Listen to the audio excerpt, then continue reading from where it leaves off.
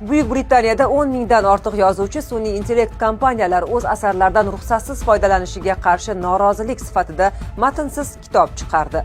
Bu kitobni o'g'irlama deb nomlangan asarning yagona mazmuni mualliflar ro'yxati. Kitobni yaratishga qo'shilganlar orasida ingliz teleboshlovchisi va yozuvchisi Richard Osman, taniqli yozuvchi Philip Gregory, adabiyot bo'yicha Nobel mukofoti sovrindori britaniyalik yozuvchi Kazuo Ishiguro ham bor. Kitob nusxalari 10-mart kuni ochilgan London kitob yarmarkasiga borganlar orasida tarqatildi.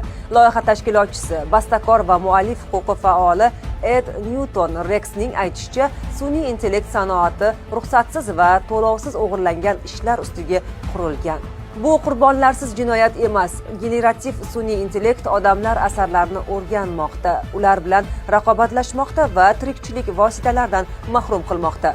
Hukumat Buyuk Britaniyadagi ijodkorlarni himoya qilishi va sun'iy intellekt kompaniyalari tomonidan ijodiy ishlarni o'g'irlashni qonuniylashtirishdan voz kechishi kerak, dedi u.